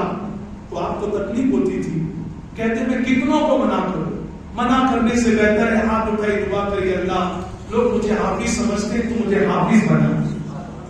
بولیے محبت سے سبحان اللہ. حافظ بنا. اور پھر عالم یہ ہوا کہ صبح سے لے کر شام تک ایک پارا پڑھتے تھے، اور شام میں وہی پارا تراویح کی نماز کو علما فرماتے، سنا بھی کیا. سبحان اللہ سبحان اللہ. ایسے حافظ تھے کہ 30 دن میں اللہ نے حافظ قرآن بننے کا شرط رکھا. اب انہوں نے تو لکھا ہے بہت کچھ علم دین پر اس صدی میں جو کچھ ہے وہ تنہا میرے رضا. جہاں سب لکھا سب لکھا سب لکھا، وہیں پر آپ سائنٹسٹ بھی. اب اگر آپ اپنا کنسنٹریشن بالکل یہاں رکھیں، کیونکہ یہاں پر ذہن میں تو بات سمجھ میں جائے گی. کیسے سائنٹسٹ تھے؟ کیسے سائنٹسٹ؟ اسحاق نیوٹن یہ بیٹھا تھا گارڈن میں، بغیچے میں، درخت کے پاس، ایک پھل گرا. پھل جیسے نیچے گرا اس کے دماغ کے اندر گھنٹی بجی کہ یہ پھل ٹوٹا تو اوپر کیوں نہیں گیا، نیچے کیوں آیا. تو اس نے تھوڑی تحقیق کی، تو اس نے گریویٹیشنل فورس کے اوپر تحقیق کی اور اس کو لکھا کہ زمین کے اندر کھینچنے کی طاقت ہے، اور دنیا کے سامنے لایا کہ اسحاق نیوٹن نے گریویٹیشنل فورس نیوٹن لا کو بنایا ہے. اس کے اوپر کتاب لکھی. یہ کتاب بڑی مشہور ہوئی اور اعلیٰ حضرت کے چاہنے والوں نے بھی جب اس کو پڑھا تو کہا حضور ایسی بات ہے کہ اس نے ایک کتاب لکھی اور گریویٹیشنل فورس کے بارے میں لکھا کہ زمین میں کھینچنے کی طاقت ہے. تو اعلیٰ حضرت مسکرانے لگے. کہا حضور مسکرا کیوں ہے؟ کہا تم کو ماننا ہے مانو، لیکن احمد رضا تو نہیں مانے گا. کہا کیوں؟ کہا احمد رضا تو مانے گا تو بس اللہ کی مانے گا، اس کے رسول کی مانے گا. کہا حضور سمجھ میں نہیں آیا. کہا دیکھو نیوٹن کا لا کہتا ہے کہ زمین میں کھینچنے کی طاقت ہے. ناریل کا جھاڑ 30 فٹ 35 فٹ 25 فٹ اوپر ہے، اور ناریل کا وزن 2 کلو 3 کلو، وہ ٹوٹا تو زمین نے اس کو کھینچ لیا. لوگوں نے کہا تو کہا ہم جب غبارے میں بھگے میں 2 گرام ہوا بھر کر چھوڑتے ہیں تو وہ 2 گرام ہوا والا پھگا اڑ جاتا ہے، زمین اس کو نہیں کھینچ پاتی. ناریل کو کھینچ لیا، سیب کو کھینچ لیا، پھگے کو کیوں نہیں کھینچ پاتی؟ کہ حضور آپ ہی بتا دیجئے کا اس کا بھی جواب میرے نبی نے عطا فرمایا کیا حضور فرماتے ہیں ہر چیز ہر شے اپنی اصل کی طرف لوٹتی. ناریل کا جھاڑ ہو کوئی بھی درخت ہو اس کا تعلق زمین سے ہے, اسی لیے جب پھل ٹوٹتا ہے تو وہ اوپر نہیں جاتا, اس کی اصل زمین ہے, اسی لیے وہاں آتا ہے. اور غبارے میں 5 گرام ہوا بھر کر چھوڑ دو تو ہوا کا تعلق زمین سے نہیں آسمان میں ہے, اسی لیے وہ اپنی اصل آسمان کی طرف چلاتا ہے. ایسے سائنٹسٹ تھے. اور ابھی میں آپ کو بتاؤں, آپ سے ایک سوال پوچھا گیا, کون سے پانی سے وضو ہوتا ہے؟ تم سے مجھ سے پوچھا جائے تو ہم لوگ بھی ایک لائن میں جواب دیتے پاک پانی سے وضو ہوتا ہے, ناپاک پانی سے وضو نہیں ہوتا. لیکن اعلیٰ حضرت کی یہ شان تھی, ایک لائن کا سوال ہوتا تھا اور ہمارے امام پوری کتاب کی شکل میں اس کا جواب عطا فرماتے. آپ سے پہلے جو علماء تھے انہوں نے پانی کی قسمیں گنائی, آسمان سے برسنے والا پانی, ندی کا پانی, کنویں کا پانی, زمزم کا پانی, برف کا پانی, آنسوؤں کا پانی, پسینے کا پانی, پانی پانی پانی پانی پانی پانی کئی قسمیں گنائی, کیچڑ کا پانی, کنویں کا پانی, پتھروں سے نکلنے والا پانی, جھیل کا پانی, اس میں سے نکلنے والا پانی, کئی قسمیں گنائی 70-75. لیکن جب اعلیٰ حضرت نے تحقیق کی کہ کون سے پانی سے وضو ہوتا ہے کون سے پانی سے نہیں ہوتا ہے, تو آپ کے 70-75 کی تحقیق کو 150 سے زیادہ تک پہنچا دیا. پانی کو پانی پانی کر دیا. اور کیسے پانی پانی کیا؟ آپ نے پانی کے کلر پر بھی کتاب لکھی. آپ میں سے کوئی بتا سکتا ہے پانی کا کلر کون سا ہے؟ بچپن سے ہم لوگ پانی پی رہے ہیں, بغیر پانی پیے تو ہم زندہ ہی نہیں رہ سکتے. پانی کا کلر کون سا ہے؟ تو جو ہمارے پہلے کے بزرگ ہیں نا, ہم لوگ بزرگ مطلب ہاتھ میں 4-5 انگوٹھی, رات بھر قوالی کا پروگرام, سندل, چادر, نیاز و نظر, یہی دائرہ ہم نے بزرگوں کا کھینچا ہے. پہلے ہمارے جو بزرگ ہوتے تھے لفظ واٹر پانی پر پوری کتاب لکھتے تھے. جاہلوں کا مذہب تھوڑی ہے میرے بھائی. نبی خود اپنی میلاد کا مقصد بیان فرماتے ہیں انما بعثت معلما. حضور فرماتے ہیں حضور سارے عالم کو پڑھانے والے بن کر آئے, پڑھانے والے. پڑھائی لکھائی کا دور چل رہا ہے, مسلمانوں تم اور ہم کہاں پر جا کر کھڑے ہوئے؟ پانی کے اوپر کتاب لکھی.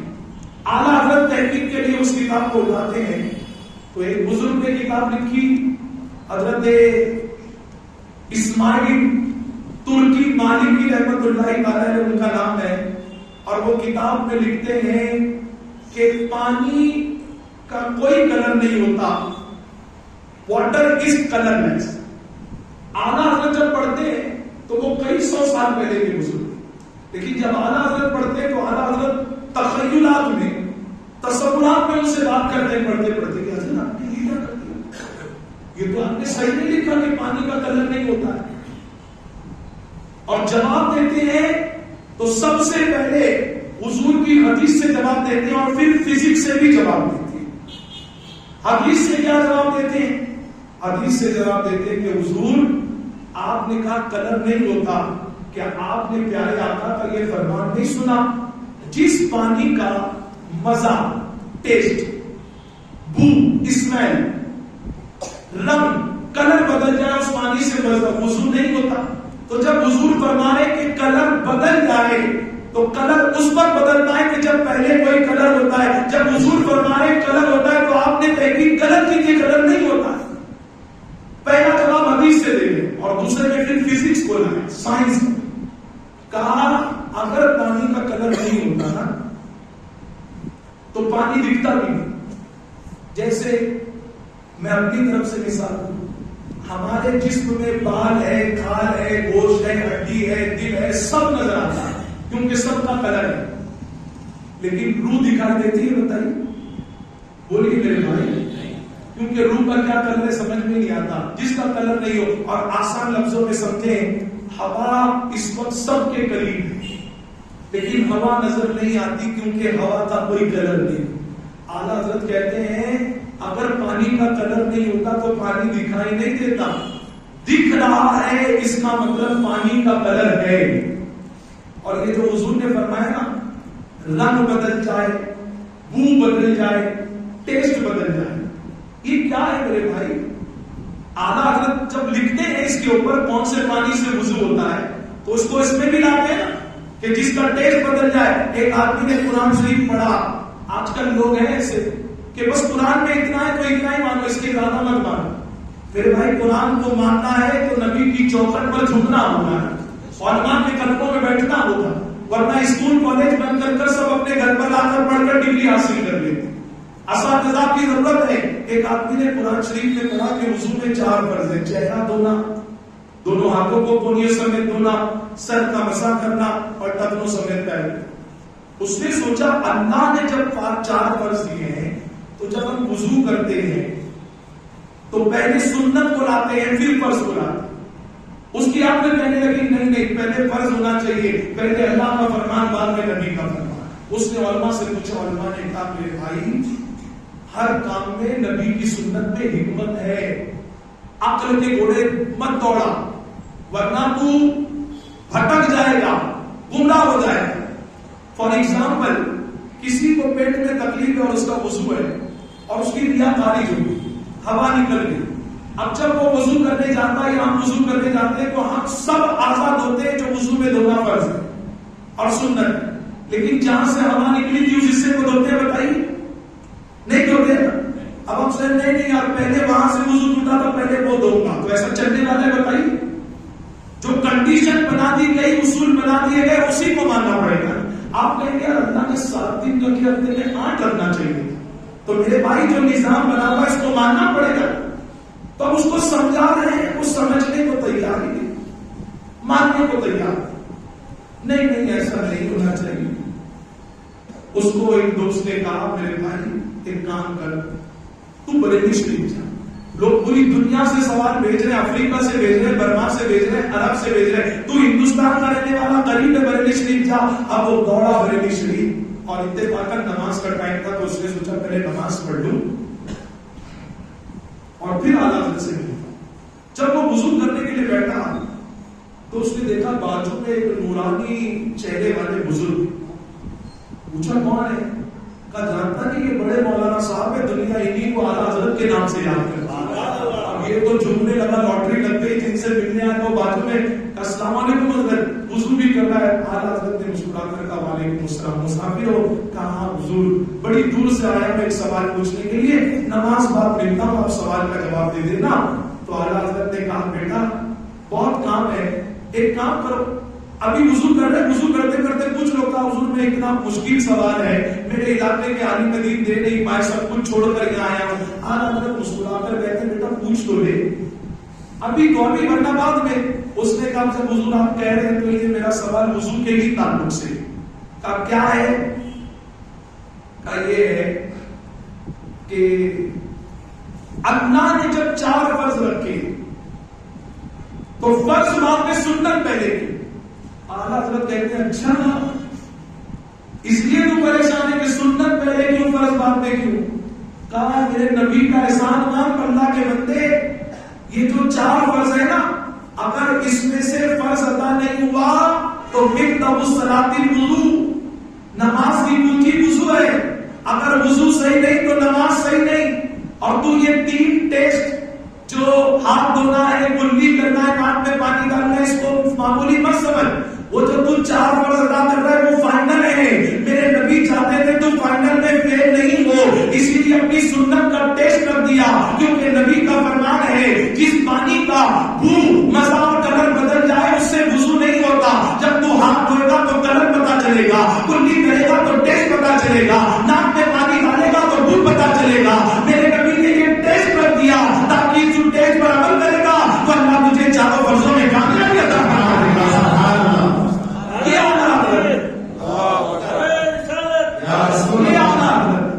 اور دیکھو یہ تو بریلی شریف سے ہے نا میرے بھائی، بریلی شریف سے ہے. اللہ کا شکر ہے. دعوت فکر دیتا ہوں جو کہتے سنی بدعتی. ہاں ہم سنی بدعتی ہو سکتے ہیں لیکن ہمارا امام جو ہے وہ بدعتوں کا رد کرنے والا ہے. میں ساری خانقاہوں کی تعظیم کرتا ہوں لیکن بریلی شریف جاتا ہوں تو جھومنے لگتا ہوں کہ اللہ سنیوں کے گھر کے دروازے پر پردہ نہیں ہے، لیکن اعلیٰ حضرت آپ کی عظمتوں پر قربان، آپ جس شہر میں جس درگاہ پر آرام فرما رہے ہیں اس درگاہ کی چوکھٹ پر بھی پردہ لگا ہوا۔ اگر ان کی تعلیمات پر عمل کرے قسم اللہ کی ساری برائیاں دور ہوگی، اور جو خرافات کو دیکھ کر بھٹکے ہیں آج وہ بھی سنی بن کر نبی کا میلاد منانے والے ہوئے نظر آئے۔ ایک عالم دین تھے، وہ بریلی شریف آئے اعلیٰ حضرت سے ملے، بہت گرمی تھی بریلی شریف، پسینے میں تر بتر ہو گئے، پانی بھی نہیں ہے، لوگ تیمم کر رہے ہیں، کوئی گھر سے وضو کر کے آیا ہے، اب یہ پریشان ہوتا ہے کوئی پانی دے دے پانی دے دے۔ ایک چھوٹا بچہ نابالغ ہاتھ میں پانی کا مشکیزہ واٹر بیگ لے کر جا رہا ہے، انہوں نے کہا السلام علیکم، بچے نے دیکھا وعلیکم السلام، بیٹا پانی دو نا وضو کرنا۔ تو بیٹے نے بچے نے ایسا لک دیا، کہا مولانا ہے؟ انہوں نے کہا ہاں، یہ سوچ کر ہاتھ آپ میں جلدی پانی دے گا، کہا مولانا ہے؟ مولانا صاحب نے کہا، اس نے دیکھا اور خاموشی سے چلا گیا۔ وہ عالم دین کو بڑا تعجب ہوا، مصر میں اتنا نام سنا بریلی شریف کا، اور یہاں کے بچے ایسا کرتے ہیں بڑے لوگوں کے ساتھ، پانی نہیں دے رہے وضو کے لیے۔ بہرحال ان کو کسی نے پانی دیا یا کسی طرح انہوں نے پانی کو حاصل کیا اور نماز پڑھی، اور پھر اعلیٰ حضرت سے ملنے کے لیے جب گئے تو اعلیٰ حضرت نے دیکھا باہر ملک سے آئے، خندہ پیشانی کے ساتھ ملاقات کی، مہمان نوازی کے لیے بٹھایا، میزبانی کا حق ادا کرتے ہوئے آواز دی چلا کوئی ہے مہمان کے لیے کچھ بھیجو۔ تو جو خادم تھے وہ نہیں تھے، تو ایک بچہ آیا کھانے پینے کی چیزیں لے کر، اس نے اعلیٰ حضرت کو بھی دیا، سب کو دیا، اور وہ بزرگ کو بھی پانی دیا۔ بزرگ کو بہت پیاس لگی تھی، پانی کا گلاس منہ میں ڈالا، جب پینے لگے تو دیکھا وہی بچہ جس نے پانی نہیں دیا تھا وہ پینے کا پانی لا کے دیا، پانی پیا اور رکھا کہ حضور یہ پانی، کہا یہ ہمارے گھر میں جو کام کرتے ہیں نا نوکر خادم ان کا بیٹا ہے، کہا حضور معافی چاہتا ہوں بہت بدتمیز بچہ ہے۔ اعلیٰ حضرت نے کہا کیا ہوا بیٹا؟ کہا حضور میں تو کیا بتاؤں، میں تو خادم کا بیٹا ہوں، ان سے پوچھیے۔ تو انہوں نے کہا اعلیٰ حضرت سے کہ میں نے اس بچے سے 2 بار وضو کے لیے پانی مانگا، لیکن اس نے پانی نہیں دیا مجھے وضو کے لیے۔ تو اعلیٰ حضرت فرماتے بیٹا کیوں نہیں دیا؟ کہا حضور اجازت ہو تو جواب دوں؟ کہا حضرت سے پوچھیے، میں نے 2 بار پوچھا آپ مولانا صاحب ہیں؟ تو اعلیٰ حضرت نے کہا حضور اس نے پوچھا تھا، کہاں پوچھا، اور غصے میں دیکھ کر چلا گیا۔ کہا بیٹا کیوں نہیں دیا؟ کہا حضور ان کو نہیں دیا، ان کی نماز کو بچا لیا میں نے۔ وہ عالم دین کیسے تو نے میری نماز کو کیسے بچایا؟ اعلیٰ حضرت کی طرف بچہ دیکھتا ہے، کہا حضور جواب دوں؟ اعلیٰ حضرت مسکرا کر کہتے ہیں، اعلیٰ حضرت سمجھ لے کا بیٹا جواب دے۔ کہا آپ عالم دین ہیں، آپ کو نہیں معلوم در مختار میں یہ مسئلہ لکھا ہوا ہے کہ نابالغ سے وضو لے کر پانی کرو گے، وضو کرو گے پانی لے کر تو وضو نہیں ہوگا۔ میں چاہتا تھا آپ کی نماز ضائع نہ ہو، کیونکہ میں نابالغ ہوں، اسی لیے میں نے آپ کو پانی نہیں دیا۔ اللہ اکبر، جب وہ عالم دین نے سنا تو اپنا امامہ شریف پکڑ لیا۔ اعلیٰ حضرت فرماتے کیا ہوا؟ کہتے میں حیرت میں ہوں، ارے جب آپ کے نوکر کے بچے کو اللہ نے ایسا بنایا ہے تو اللہ نے آپ کے بچوں کو کیا بنا بنایا؟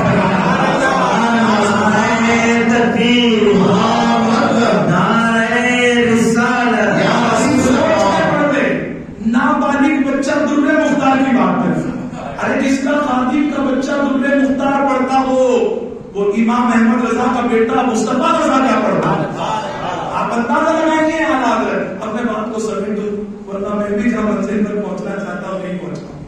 ایک اور عالم گزرے جن کا نام سعید یوسف ترکی رحمت اللہ علیہ، انہوں نے لکھا پانی کا کلر وائٹ، کون سا ہے بولیے؟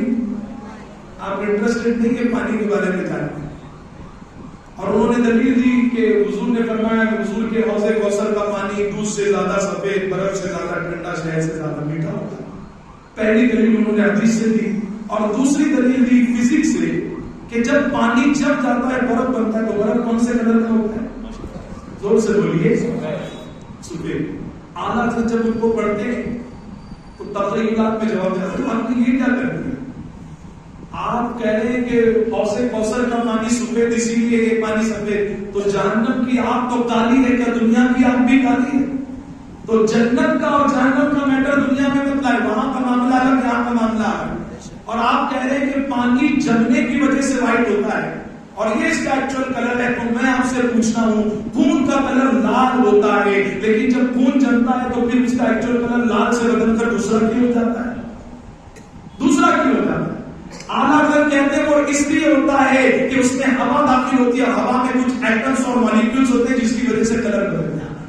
ایک بزرگ نے لکھا کالا. میں بات کو سمیٹ اعلیٰ حضرت تینوں کا رد کرتی ہے اور پھر پوچھا گیا ایکچوئل کلر کون سا؟ تو آپ کہتے ہیں کہ وائٹ کپڑے پر جب پانی کو ڈالتے تو ایک کلر نظر آتا ہے جس کو ہلکا براؤنش کتئی کلر کہتے ہیں. پانی کا ایکچوئل کلر یہ. اگر وائٹ ہوتا تو وائٹ کپڑے پر پانی ڈالتے تو پھر دوسرا کلر بدلنا نہیں چاہیے. تو نہ پانی کلر لیس ہے، نہ وائٹ ہے، نہ کالا ہے. ایکچوئل کلر یہ ہے جب آپ پانی پر لکھتے ہیں تو پانی کو پانی پانی کر دیتے ہیں. یہ ہے کہ ہمارے امام احمد رضا. اب دو بہت پیارے واقعات بتا کر اپنی گفتگو کو ختم کریں کہ آج ہم عوام کو وہ باتیں بتاتے ہیں کہ ان سے بچو، ان سے بچو، ان سے بچو، لیکن اعلیٰ حضرت کیسے متقی تھے.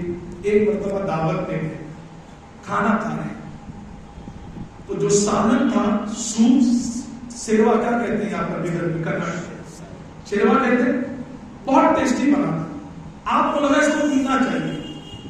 آپ نے میزبان کو بلایا اور بہت دعائیں دی کہ کھانا بہت اچھا بنا اور یہ سالن شوربا بھی بہت اچھا بنایا ہے.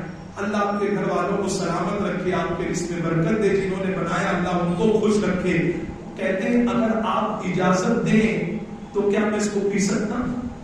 ہم لوگ شادیوں میں جاتے ہیں، 3 آئس کریم مل گئی کھا لو، 2 اسٹارٹرز مل گئے کھا لو، سالن کا پیالہ سامنے ہے، جتنی بوٹی آئی کھا لو، بازو والے کو ملے نہیں ملے اپنے پیٹ میں جانا چاہیے. یہ اعلیٰ حضرت کا مسلک نہیں ہے. میرے کو مہمان بن کر گئے، سب کچھ ان کے لیے ہے لیکن پینا ہے تو میزبان کو بلا کر کہتے ہیں اجازت دو تو پیوں. میزبان نے کہا حضور سب کچھ آپ کے لیے کھانے. یہ شوربا روٹی سے لگا کر کھانے کے لیے اور چاول میں ملا کر کھانے کے لیے، پینے کے لیے نہیں. پیوں گا تو کوانٹٹی زیادہ لگے گی اور تم نے کس حساب سے بنایا میں نہیں جانتا. میں اسی وقت پی سکتا ہوں کہ جب تم اجازت دو گے. اس کی آنکھوں میں آنسو آ گئے. میں نے اسٹیج پر دوسری جگہ پر سب کو متقی دیکھا ہے لیکن جو دسترخوان پر بھی متقی ہوتا ہے دنیا اسی کو احمد رضا خان کے نام سے جانتی ہے. ایک زمیندار تھے جو اعلیٰ حضرت سے عمر میں کئی بڑے تھے. وہ اعلیٰ حضرت کی خانقاہ اور مدرسے میں آ کر جھاڑو لگایا کرتے. کچھ لوگوں نے دیکھا زمیندار جھاڑو لگا رہے. آج ہمارے پیسے والے بھائی سوچتے مسجد میں چندہ دے دیا تو میں جھاڑو کیوں ماروں؟ نیاز دلا دی، پنکھا لگا دیا، کلر لگا دیا، میں جھاڑو کیوں ماروں؟ وہ زمیندار صاحب جھاڑو مار رہے اعلیٰ حضرت کے مدرسے. کسی نے کہا کیوں؟ کہا ہاتھ مت رکھو، یہ میرے پیر کا مدرسہ.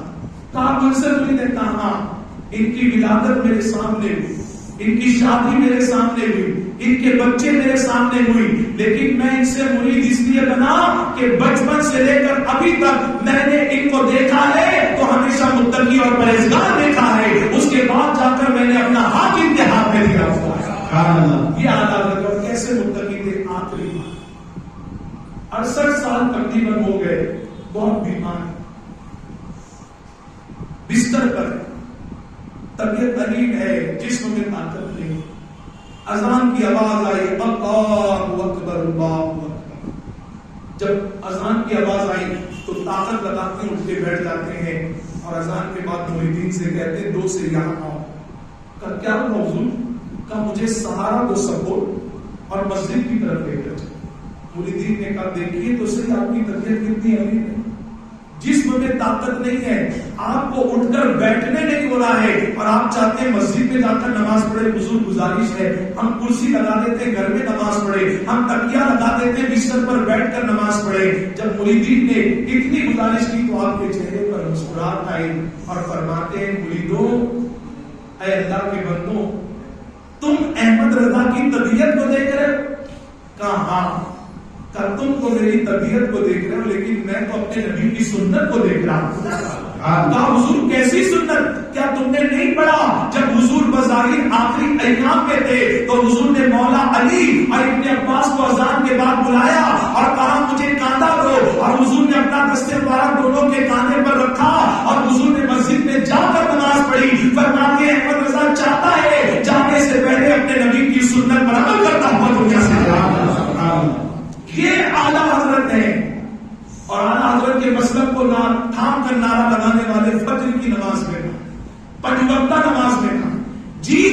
جائیں لیکن اللہ کے سجدے کے لیے نہ آئے تو پھر یہ مسلک کیا حق ادا نہیں ہوگا. میرے پیارے آقا صلی اللہ تعالیٰ علیہ وسلم کے پیارے دیوانوں، میری آپ سے مؤدبانہ گزارش ہے ان کے مسلک کو پڑھیں، سمجھیں، علماء سے سیکھیں اور مکمل طور پر ان کے مسلک پر عمل کریں. اگر ہم نے ان کے مسلک پر عمل کیا، میرا دعویٰ ہے کوئی ہمارا بھائی ہماری جماعت سے ٹوٹ کر دوسری طرف نہیں جائے گا، بلکہ اللہ نے چاہا تو وہ ٹوٹا ہوا بھی آ کر ہمارے ساتھ ہمارے نبی کی بنا بنانے والا ہو جائے گا. لیکن اس کے لیے ہمیں مکمل عمل کرنا. اللہ تعالیٰ ہم سب کو کہنے سننے سے زیادہ عمل کی توفیق عطا فرمائے. ہر جمعہ کو بعد نماز عشاء مسجد